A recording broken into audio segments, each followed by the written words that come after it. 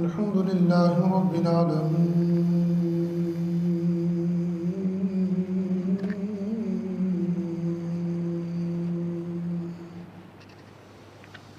والصلاة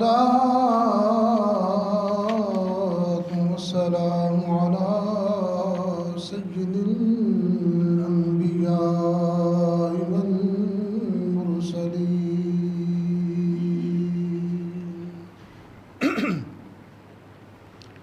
قائد غر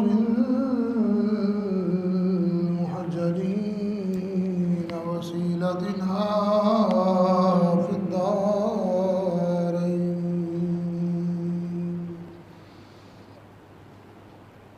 صاحب قاب قوسين محبوب رب المشرقين ورب المغربين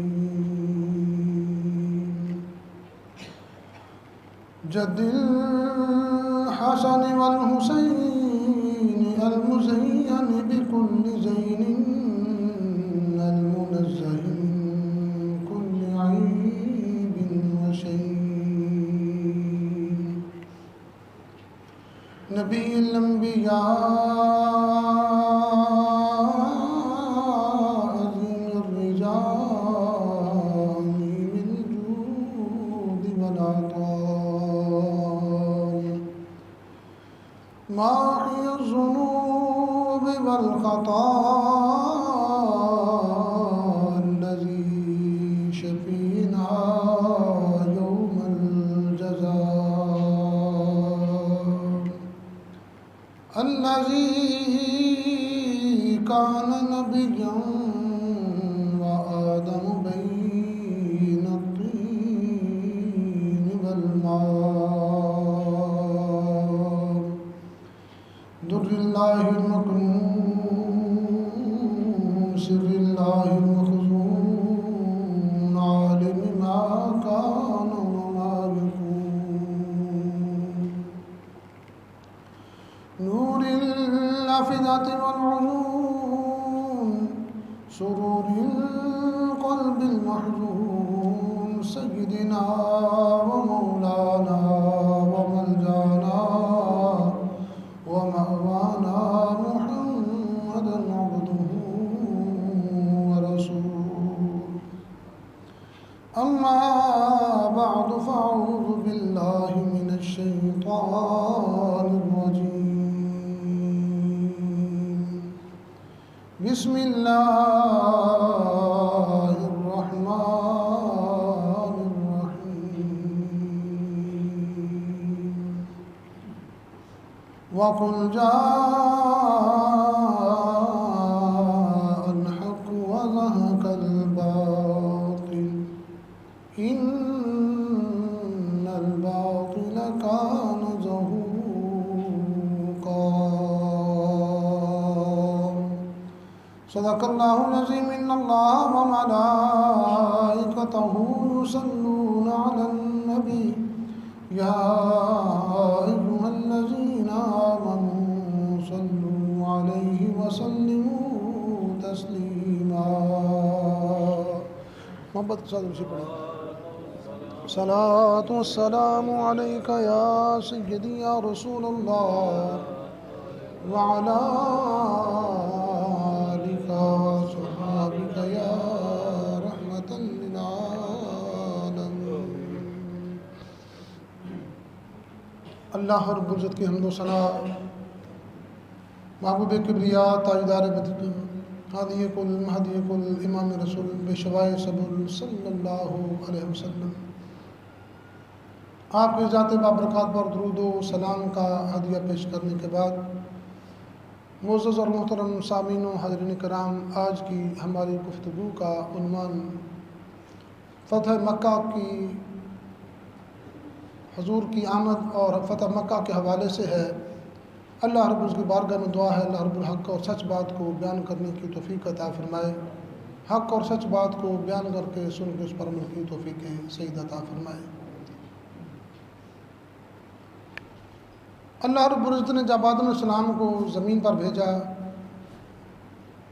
حضرت آدم علیہ السلام نے اللہ رب کی بارگاہ میں عرض کی الہ العالمین، وہ بیت المعمور جہاں پر فرشتے میرے ساتھ مل کر وہ طواف کرتے تھے اور میں بھی فرشتوں کے ساتھ مل کر اس کا طواف کرتا تھا، الہ العالمین، اور کچھ تو کم از کم اس کی کچھ نہ کچھ نشانی تو میرے پاس ہو جنت کی، کہ میں دنیا میں رہ کر بھی اس کو یاد کرتا رہوں اور میرے دل کو کچھ تسکین حاصل ہوتی رہے۔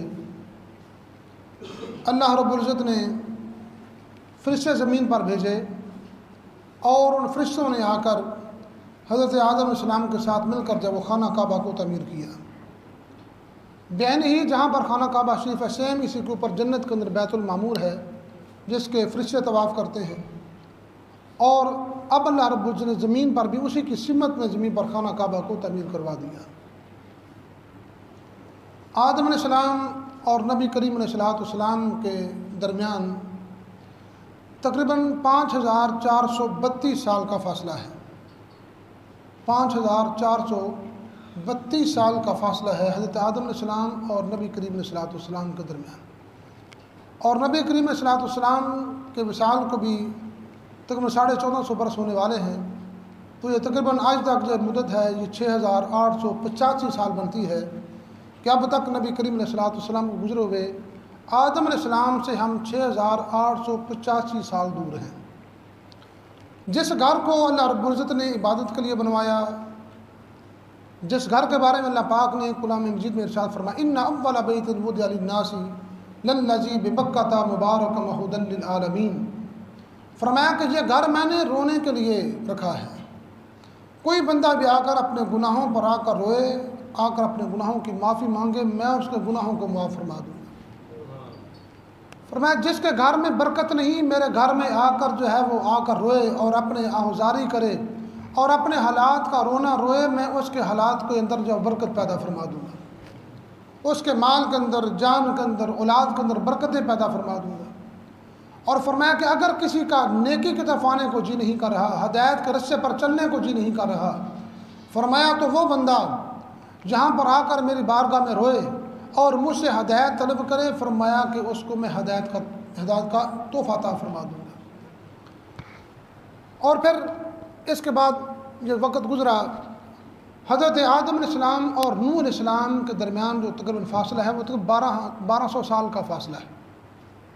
حضرت آدم اور نوح علیہ السلام کے درمیان 1200 سال کا فاصلہ، پھر اس کے بعد حضرت نوح اور ابراہیم علیہ السلام کے درمیان 1142 سال کا فاصلہ ہے، اور پھر جب حضرت ابراہیم اور موسیٰ کا جو آپس میں فاصلہ ہے وہ تقریباً 565 برس کا فاصلہ ہے، اور پھر حضرت موسیٰ اور داؤد علیہ السلام کے درمیان 569 سال کا فاصلہ ہے، اور حضرت داؤد اور عیسیٰ علیہ السلام کے درمیان یہ 1356 سال کا فاصلہ ہے، اور عیسیٰ علیہ السلام اور نبی کریم علیہ السلام کے درمیان یہ تقریباً 600 سال کا فاصلہ ہے۔ اتنے بڑے لمبے عرصے کے دوران وہ گھر جس کو اللہ رب العزت نے ہدایت کے لیے بنایا اور ایمان کے لیے بنایا، گناہوں کی معافی کے لیے بنایا، وہ گھر کے جس کے گرد 7 چکر لگاؤ تو رب تعالیٰ پچھلے سارے گناہوں کو معاف فرما دیتا ہے۔ اتنی عظمت والا گھر، اس گھر کے اندر جب وہ 360 بت پڑے ہیں اور دن رات ان کی پوجا کی جاتی ہے اور ان پر چڑھاوے چڑھائے جاتے ہیں، ان پر قربانیاں کی جاتی ہیں۔ حضرت ابراہیم علیہ السلام نے جب خانہ کعبہ کی تعمیر دوبارہ کی تھی تو عرض کی تھی الہ العالمین وَإِذْ يَرْفَعُ إِبْرَاهِيمُ الْقَوَاعِدَ مِنَ الْبَيْتِ وَإِسْمَاعِيلُ رَبَّنَا تَقَبَّلْ مِنَّا إِنَّكَ أَنْتَ السَّمِيعُ الْعَلِيمُ۔ الہ العالمین یہ گھر تو میں نے بنا دیا ہے، کیونکہ گھر تو بنانا آسان ہے، اقبال نے بھی کہا تھا مسجد بنا دی پل بھر میں ایمان کی حرارت والوں نے، من اپنا پرانا پاپی تھا برسوں سے نمازی بن نہ سکا۔ تو آپ نے فرمایا کہ الہ العالمین ہم نے گھر تو تیرا بنا دیا ہے، یا اللہ اس کو بسانے والا بھی بھیج دے، ربنا وابعث فیہم رسولا، یا اللہ ان کے درمیان ایسا نبی بھیج جو تیرے اس گھر کو آباد کرنے والا ہو۔ اللہ رب العزت نے حضرت ابراہیم علیہ السلام کی دعا کو شرف قبولیت عطا فرمایا، اور کئی 100 سال کے بعد جا کر پھر حضرت نبی کریم علیہ السلام تشریف لائے، اور نبی کریم علیہ السلام کو تشریف لائے۔ آپ جب وہ تقریباً آپ کی عمر مبارک 60 برس کے قریب تھی، 60 برس کے قریب نبی کریم علیہ السلام کی عمر مبارک ہے کہ جب 20 رمضان مبارک آج کا دن 20 رمضان مبارک کو ہی اللہ رب العزت نے اس گھر کو ان بتوں کی علائشوں سے پاک فرما دیا، اور حضور یہی آیت مبارکہ پڑھ رہے تھے وَقُلْ جَاءَ الْحَقُّ وَزَهَقَ الْبَاطِلُ إِنَّ الْبَاطِلَ كَانَ زَهُوقًا، فرمایا کہ میرے محبوب کہہ دیجئے کہ حق آ گیا اور باطل چلا گیا اور آخر کار باطل کو جانا ہی تھا۔ تو نبی کریم علیہ الصلوۃ والسلام آپ ان بتوں کو ہٹاتے جاتے ہیں اور ساتھ سے آیت مبارکہ پڑھتے جاتے ہیں۔ لیکن یہ سارے اسباب کیسے پیدا ہوئے، اللہ پاک نے یہ سارا کام کیسے فرمایا؟ نبی کریم علیہ الصلوۃ والسلام کے ساتھ جب کفار نے ظلم و ستم کیے، صحابہ کو وہاں پر نکلنے سے مجبور کر دیا، صحابہ کو حبشے کی طرف چلے گئے، کچھ صحابہ مدینہ شریف چلے گئے اور حتیٰ کہ بعض کو شہید کر دیا گیا، حتیٰ کہ نبی کریم علیہ الصلوۃ والسلام کے شہید کرنے کے بھی منصوبے بنائے گئے اور نبی کریم علیہ الصلوۃ والسلام کے صحابہ کا بائیکاٹ کیا گیا اور ان کو ظلم و ستم ان کے ساتھ کیا گیا، ان کی املاک چھین لیں گی، ان کے جو وہ بیوی بچے چھین لیے گئے، ان کی جائیدادیں ان سے چھین لی، سب کچھ چھیننے کے بعد پھر یہ لٹا پٹا قافلہ جب صحابہ اکرام جب مدینہ شریف پہنچے ہیں تو وہاں بھی انہیں چین سے نہیں بیٹھنے دیا گیا، ان پر جنگیں مسلط کی گئیں۔ نبی کریم علیہ الصلوۃ والسلام عمرے کے لیے تشریف لائے ہیں، وہاں پر ان کو روک دیا جاتا ہے اور کہا جاتا ہے کہ آپ عمرہ نہیں کر سکتے۔ نبی کریم علیہ الصلوۃ والسلام کے ساتھ کفار مکہ نے اپنی من مرضی کا فیصلہ کیا اور صلح حدیبیہ جس کا نام ہے، صلح حدیبیہ میں 2 شرطیں تھیں، 2 ایسی شرطیں جو ابھی میں اس میں بیان کرنے والا ہوں۔ ایک شرط یہ تھی کہ 10 سال تک آپس میں جنگ نہیں ہوگی، 10 سال آپس میں جنگ نہیں کریں گے، اور جس قبیلے کا جس پارٹی کے ساتھ جی چاہے صلح کر لے، یعنی اگر چاہیں تو وہ کفار مکہ کے ساتھ مل جائیں، چاہے تو مدینے والوں کے ساتھ مسلمانوں کے ساتھ مل جائیں۔ عرب کے اندر 2 بڑے قبیلے تھے، جن میں سے ایک کا نام بنو خزاعہ تھا اور ایک قبیلے کا نام بنو کنانہ تھا۔ بنو کنانہ والوں نے قریش کے ساتھ صلح کر لی اور بنو خزاعہ والوں نے نبی کریم علیہ الصلوۃ والسلام کے ساتھ دوستی کا ہاتھ بڑھایا۔ بنو کنانہ والوں نے قریش مکہ سے کہا کہ ہم بنو خزاعہ پر حملہ کرنا چاہتے ہیں، لہذا تم ہماری مدد کرو۔ قریش مکہ نے کہا ہمارا تو معاہدہ چل رہا ہے، ہم ان کے ساتھ جنگ نہیں کر سکتے۔ انہوں نے کہا جیسے تیسے ہے، ہمیں تمہاری مدد کی ضرورت ہے، کچھ نہیں ہونے لگا، مسلمان کمزور ہو چکے ہیں، کچھ نہیں ہوگا، وہ تمہارا کچھ نہیں بگاڑ سکتے۔ آخر کار انہوں نے معاہدہ توڑا اور پھر انہوں نے بنو خزاعہ پر حملہ کیا، کیونکہ حضور ان کے ساتھ وعدہ کیا تھا کہ تمہاری صلح ہماری صلح ہے، جو تمہارے ساتھ جنگ کرے گا ہماری جنگ ہوگی۔ قبیلہ خزاعہ والوں پر جب حملہ کیا گیا، وہ صبح کے وقت سو رہے تھے، نہ انہوں نے بتایا نہ کچھ کیا، اور ان پر بلا اعلان جو ہے وہ ان پر جنگ مسلط کر دی، ان کے بچے قتل کر دیے، عورتیں قتل کر دی، بوڑھے جوان قتل کیے، جو بچ گئے انہوں نے پھر حضور کو وہاں سے قبیلہ بنو خزاعہ سے انہوں نے حضور کو پکارا۔ حضرت میمونہ رضی اللہ تعالی عنہا آپ فرماتی اس رات نبی کریم علیہ السلام میرے گھر میں تشریف فرما تھے، حضور وضو کے لیے اٹھے، آپ بیت الخلاء کی طرف گئے ہوئے تھے، میں نے وہاں پر حضور کو سنا، حضور فرما رہے تھے لبیک لبیک لبیک، حضور فرما رہے تھے نصرتا نصرتا نصرتا، حضور ارشاد فرما رہے تھے۔ حضور جب وضو کر کے باہر نکلے، میں نے عرض کی یا رسول اللہ آپ کے ساتھ کوئی بندہ تھا جس کے ساتھ گفتگو کر رہے تھے؟ فرمایا وہ بنو خزاعہ والے تھے، انہوں نے ہمارے ساتھ دوستی کا ہاتھ بڑھایا تھا، بنو کنانہ والوں نے قریش نے مل کر ان پر حملہ کیا ہے، انہوں نے مجھ سے مدد طلب کی ہے، میں نے ان کے ساتھ مدد کا وعدہ کیا ہے۔ یعنی حضور صلی اللہ علیہ وسلم پاس موجود بھی نہیں، اس لیے اعلیٰ حضرت عظیم البرکت رحمۃ اللہ تعالیٰ علیہ آپ فرماتے ہیں سر عرش پر ہے تیری گزر اور دل فرش پر ہے تیری نظر، مالاکوت و ملک میں کوئی شے نہیں آقا تجھ پہ جو عیاں نہیں۔ نبی کریم دور و نزدیک سے سننے والے وہ کان لالے کرامت پہ لاکھوں سلام۔ نبی کریم علیہ الصلوۃ والسلام کے آپ کو جب یہ آواز آئی، آپ نے کہا کہ ہم تمہاری مدد کریں گے، جب صبح ہوئی نبی کریم علیہ الصلوۃ والسلام اپنے حجرہ مبارک سے باہر تشریف لائے، اپنے دروازے کے پاس بیٹھ گئے، صحابہ سارے دیکھ رہے ہیں کہ حضور تشریف لا چکے ہیں، لیکن کسی سے گفتگو نہیں فرما رہے۔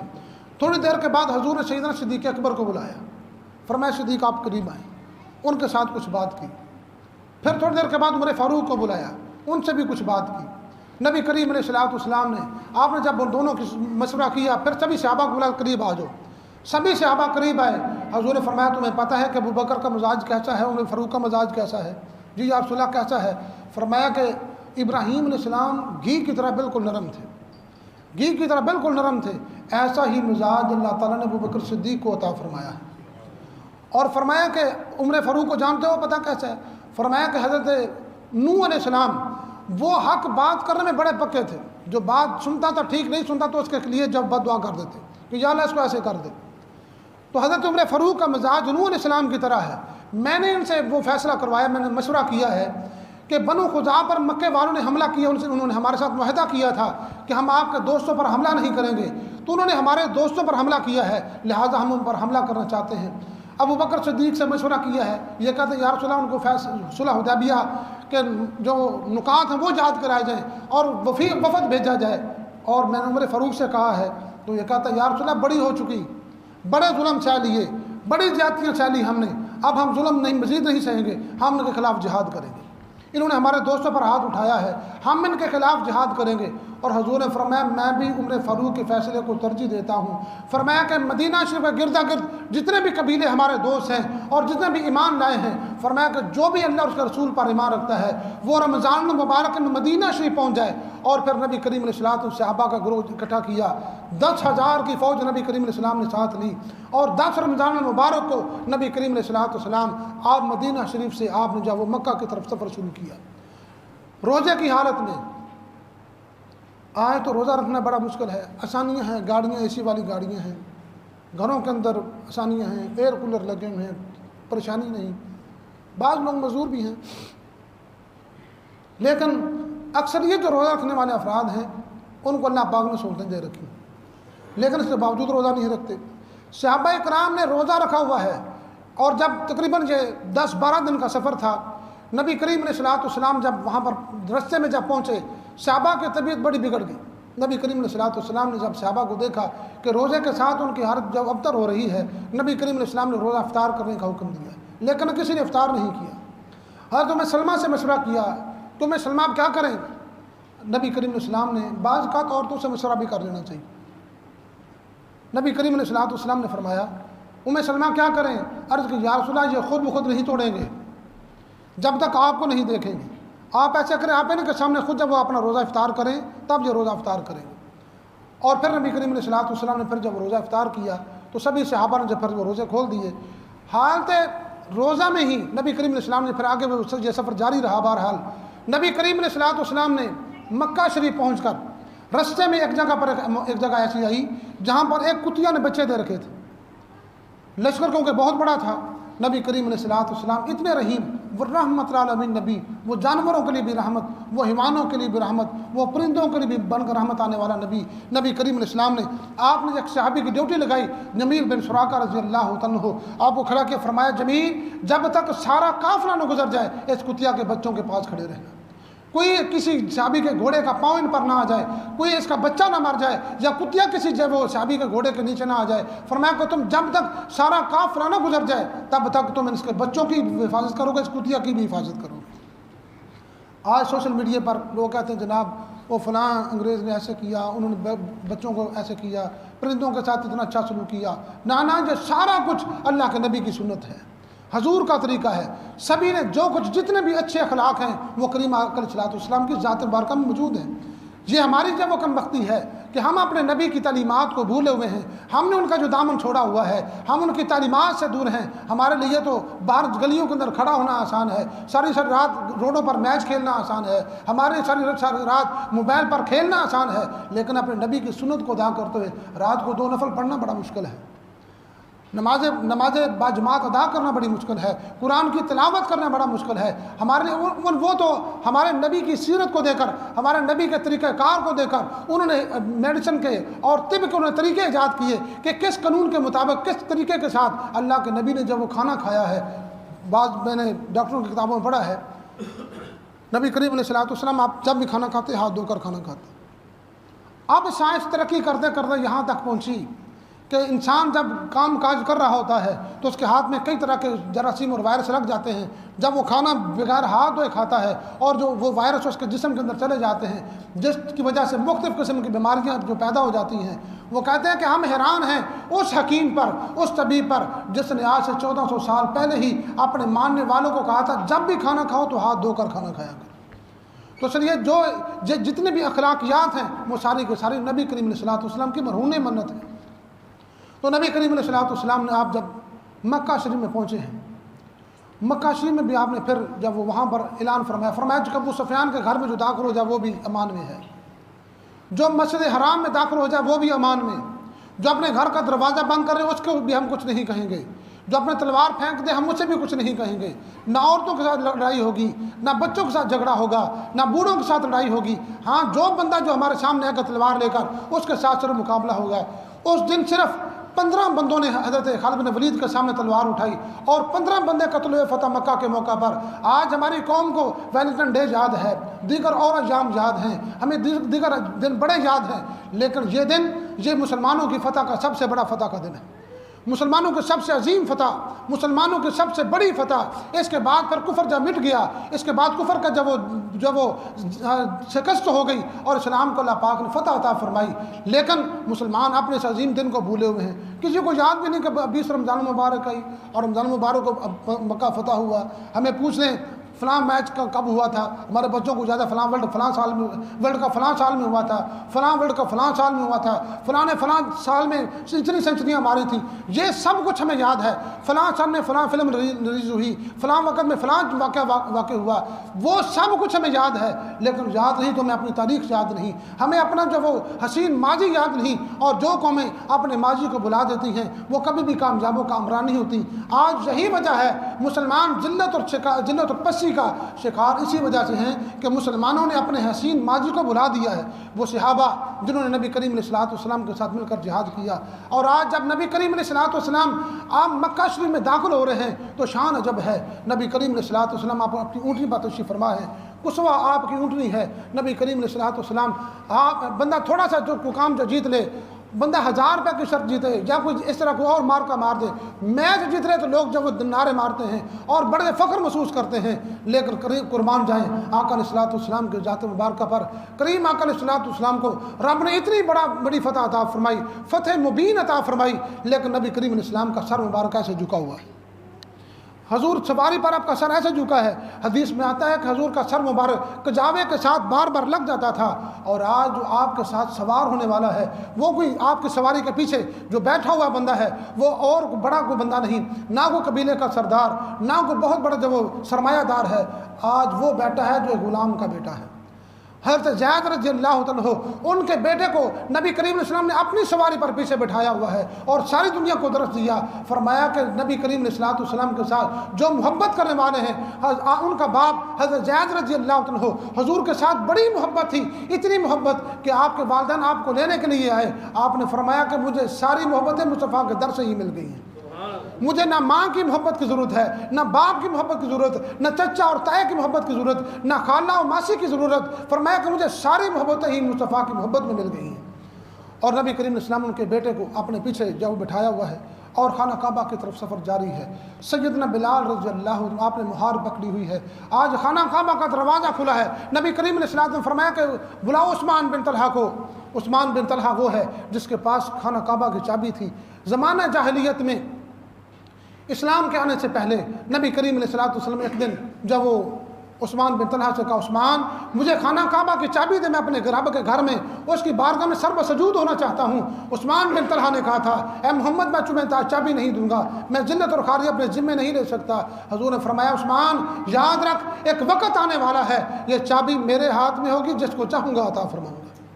اور پھر آج وہ وقت آیا، فتح مکہ کے دن وہ وقت آیا۔ حضور نے فرمایا عثمان بن طلحہ کو بلاؤ۔ جب عثمان بن طلحہ کو بلایا گیا تھر تھر کانپتا حضور کی بارگاہ میں آیا ہے۔ حضور نے فرمایا عثمان وہ چابی تو دے، خانہ کعبہ کی چابی دے۔ حضور نے جب ان سے چابی لی اور چابی دے کر جب واپس مڑا اور ڈگمگاتے قدموں کے ساتھ افسردہ جب وہ واپس لوٹا، حضور نے فرمایا عثمان واپس آ جا۔ فرمایا کہ تو نے وہ وقت یاد کر جب تو نے مجھے چابی نہیں دی تھی، لیکن یاد میں تیری طرح نہیں ہوں، رب نے مجھے رحمت للعالمین بنایا ہے، رؤوف الرحیم بنایا ہے۔ یہ چابی پکڑ۔ فرمایا کہ چابی تیرے پاس ہی نہیں بلکہ فرمایا قیامت تک تیری اولاد کے پاس خانہ کعبے کی چابی رہے گی۔ تو نے اپنا جب وہ تیرا رویہ تھا، لیکن میرا رویہ یہ ہے تو نے اس وقت چابی نہ دی، لیکن آج میں چابی تجھے نہیں تیرے پورے خاندان کو قیامت تک تیرے خاندان کے پاس رکھ رہا ہوں۔ پھر خانہ کعبہ میں داخل ہوئے۔ آج حضور نے ابوبکر صدیق کو نہیں بلایا، عمر فاروق کو نہیں بلایا، عثمان غنی مولا علی شیر خدا کو نہیں بلایا۔ حضور نے فرمایا کہ بلال تم اندر داخل ہو گئے، اے اسامہ تم میرے ساتھ اندر داخل ہو گئے، عثمان تم آج میرے ساتھ اندر داخل ہو گئے۔ سب سے پہلے جن کو رب تعالیٰ کے محبوب نے خانہ کعبہ کے اندر داخلے کے لیے چناؤ کیا ہے وہ ان غلاموں کو کیا ہے جنہوں نے دین کے لیے ماریں کھائی ہیں، جنہوں نے دین کے لیے مصیبتیں اٹھائی ہیں۔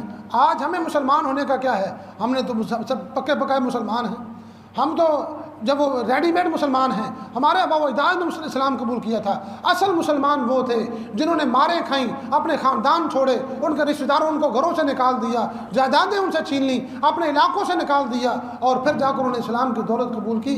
آج ہمیں تو اس کا پتہ ہی نہیں، قربانیاں دی نہیں اس لیے ہمیں احساس نہیں۔ میں اکثر دوستوں سے کہا کرتا ہوں، یہ 5 مرلے کے مکان بنانے کے لیے کتنی کوشش ہوتی ہے؟ 5 مرلے کے مکان کے لیے انسان دن رات محنت کرتا ہے، لیکن دین کے لیے، اسلام کے لیے ہم نے کتنی محنت کی ہے؟ پھر ہم کہتے ہیں اسلام نے ہمیں کیا دیا ہے؟ بھئی ہم نے اسلام کے لیے کیا کیا ہے؟ ہم نے دین کے لیے کیا کیا؟ قرآن کے لیے ہم نے کیا کیا؟ قرآن مجید پڑھا جاتا ہے، کون سننے کے لیے کتنے لوگ بیٹھتے ہیں؟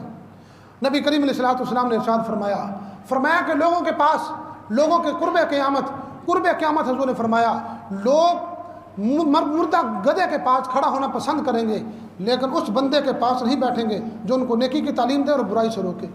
آج یہی وقت نہیں آ گیا کہ آج ہمارے پاس ہم اپنے دوستوں کے ساتھ ساری رات گلی کے اندر کھڑے ہو کر نکروں پر باتیں کرتے رہتے ہیں، گندے گٹروں کے پاس کھڑے ہو کر ساری رات گزر جاتی ہے، موبائل کھیلتے گزر جاتی ہے، ساری رات جب وہ میچ کھیلتے گزر جاتی ہے، لیکن مسجد میں آنا نصیب نہیں ہوتا۔ یہ رب تعالیٰ کی طرف سے آزمائش بھی ہے۔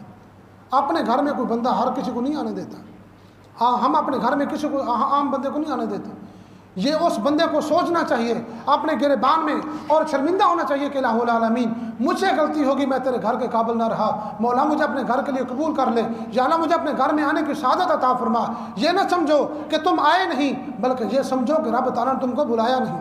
اور وہ لوگ بھی جو مسجد کے اندر تشریف لاتے ہیں جمعۃ المبارک کی نماز پڑھنے کے لیے، ان میں سے اکثریت ایسی ہوتی ہے، اکثریت اس وقت آتے ہیں جب امام صاحب خطبہ ختم کر چکے ہوتے ہیں، اور وہ اپنی تقریر، تاکہ ہمیں کو واضح نصیحت نہ، ہمیں کون سمجھائے، مولوی کون ہوتے ہیں ہمیں سمجھائیں گے، مولوی کو کیا پتہ ہے، ہم سب سے بڑے فقیر تو ہم خود ہیں، ہم خود پڑھے لکھے لوگ ہیں۔ تو اس لیے اپنے آپ کو حضور نے فرمایا علیکم بمجالس العلماء، فرمایا کہ علماء کی صحبت کو اختیار کرو اور دنا لوگوں کی صحبت میں بیٹھو۔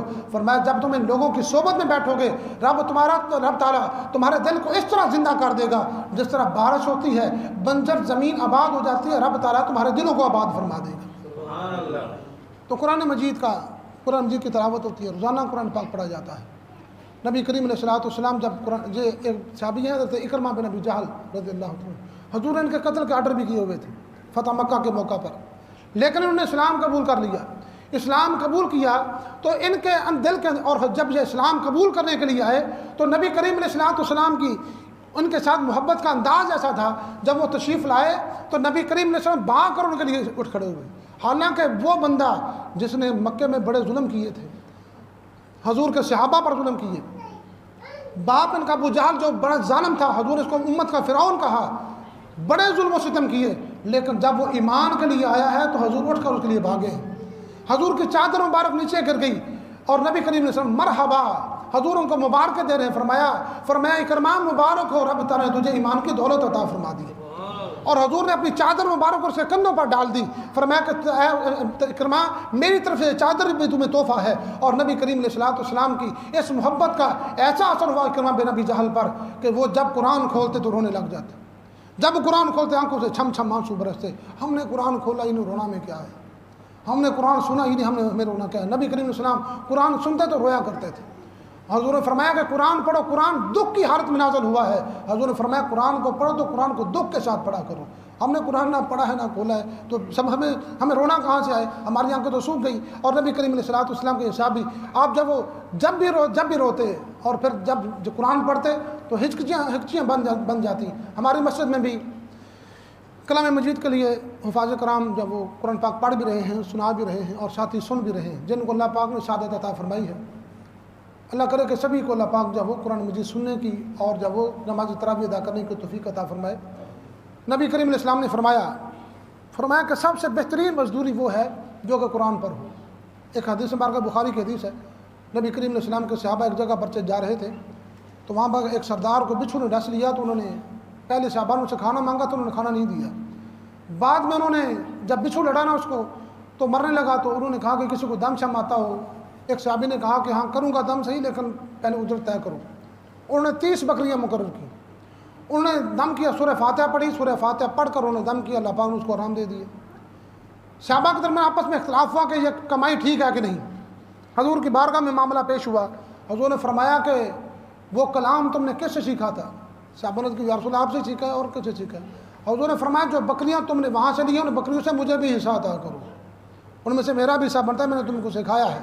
تو یعنی قرآن پاک پڑھنا سننا، اس پر عذر طلب کرنا، اس میں کوئی حرج نہیں۔ اور میں نے بعض علماء سے بھی سنا ہے، فرماتے ہیں قرآن کا معاوضہ کو دے ہی نہیں سکتا، قرآن کی خدمت ہو ہی نہیں سکتی۔ فرماتے ہیں ہمارے ہاتھ دل کرتا ہے کہ حفاظ کرام کے لاکھوں کے اعتبار سے خدمت کی جائے۔ پروفیسر ہوتے ہیں یونیورسٹی میں، کتنی فیسیں لیتے ہیں، کتنی تنخواہیں لیتے ہیں، لاکھوں کے حساب سے ان کی تنخواہیں ہوتی ہیں۔ وہ انگریزی کے 4 حروف پڑھا کر لاکھوں تنخواہیں لیں، اور ایک بندہ جو اللہ کا کلام پڑھے ہم اس کی خدمت نہ کریں، اگرچہ وہ مانگے یا نہ مانگے تب بھی۔ اگرچہ بعض فقہا نے یہاں تک بھی لکھا ہے کہ جو بندہ قرآن پڑھانے لگے اس کو جب وہ اپنی